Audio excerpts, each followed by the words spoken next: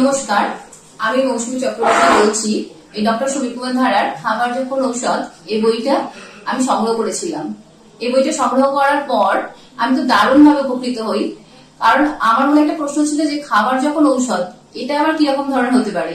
এত দিন ধরে আমরা জেনে এসেছি যে মেডিসিন ছাড়া চলে না, আর সেখানে কি হচ্ছে, আমাদের স্যার ডক্টর সমীর কুমার ধারা বলছেন খাবারই হচ্ছে কি ঔষধ, আবার কি ডক্টর ছাড়া, মেডিসিন ছাড়া।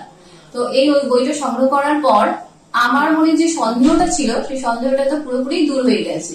কিভাবে না, এই বইটা পড়ার পর আমি বুঝতে পারলাম যে সত্যিই খাবার হচ্ছে আমাদের একমাত্র ঔষধ।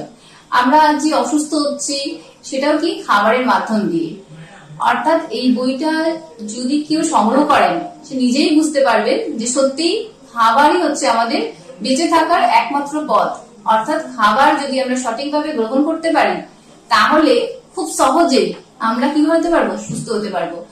তো ধন্যবাদ ডক্টর সমীর কুমার ধারাকে যে এত সুন্দর একটা অসাধারণ বই আমাদের কাছে তুলে ধরেছেন।